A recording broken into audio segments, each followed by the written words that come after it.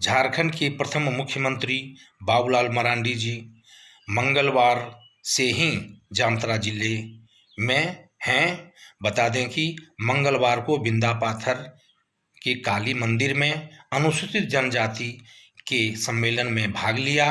साथ ही देर शाम को जामताड़ा दुलाडी स्थित नगर भवन में कार्यकर्ता सम्मेलन किए। उसके बाद रात्रि विश्राम जामताड़ा परिसदन में किया। बुधवार सुबह 10 बजे प्रेस कॉन्फ्रेंस के माध्यम से झारखंड के वर्तमान मुख्यमंत्री हेमंत सोरेन पर सीधा प्रहार किया। कहा कि झारखंड के मुख्यमंत्री हर काम में फेल हैं। जो भी वादा जनता से किए वो पूरा नहीं कर सकी। इनके राज्य में भ्रष्टाचार, बलात्कारी एवं क्राइम बढ़ गया है।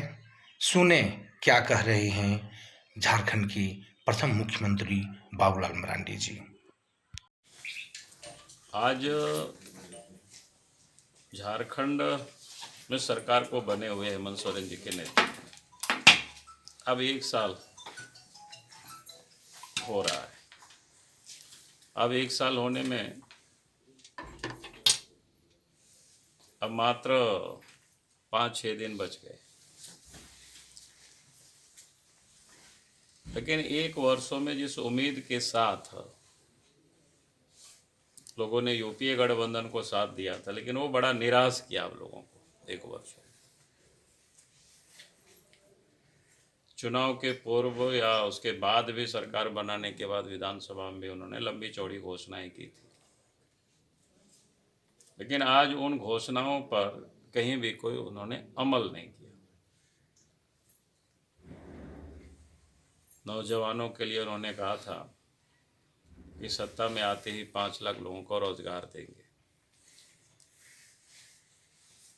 अब रोजगार तो वो दिया नहीं, बल्कि पहले से जो लोग काम कर रहे थे उन लोगों को भी हटाने की मुहिम में वो लग गए। आज भी कई एक लोग मोराबादी मैदान जाएंगे तो लोग धरना पर लोग मिलेंगे। लॉ एंड ऑर्डर की जो स्थिति है इस प्रदेश में, वो बद से बदतर है।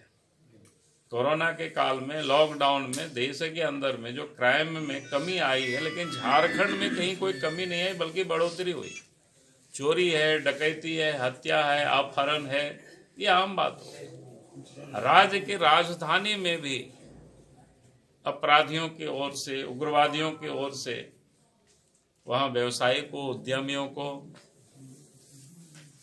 मोबाइल से, व्हाट्सएप से रंगदारी मांगा जाता है। पैसे नहीं देंगे तो आपकी हत्या कर दी जाएगी। और इतना ही नहीं, एक तो अखबार के मालिक के घर पर ही हमला हुआ था 15 अगस्त को पिछले दिन, और वो भी मोराबादी के मैदान के बगल में दोपहर में। बाद में लोग पकड़ाया, ग्रेनाइड मिला, तो फिर उग्रवादियों से उनका संबंध है, लोगों ने स्वीकार किया। तो आज हालत क्या है? राज्य में आज बहुबेटियां भी सुरक्षित नहीं है। इन 1 वर्षों में 1500 के करीब महिलाओं के साथ दुष्कर्म की घटनाएं हुई। उसमें सबसे अधिक बच्ची प्रभावित हुई और उनकी हत्या भी कर दी गई। संथाल परगना को हम लोग पीस जोन मानते थे पहले, कि संथाल परगना सबसे शांति है, इस क्षेत्र में कोई क्राइम नहीं हो। ये अपने संथाल परगना में 18 सीट में से मात्र 4 सीट जीती है।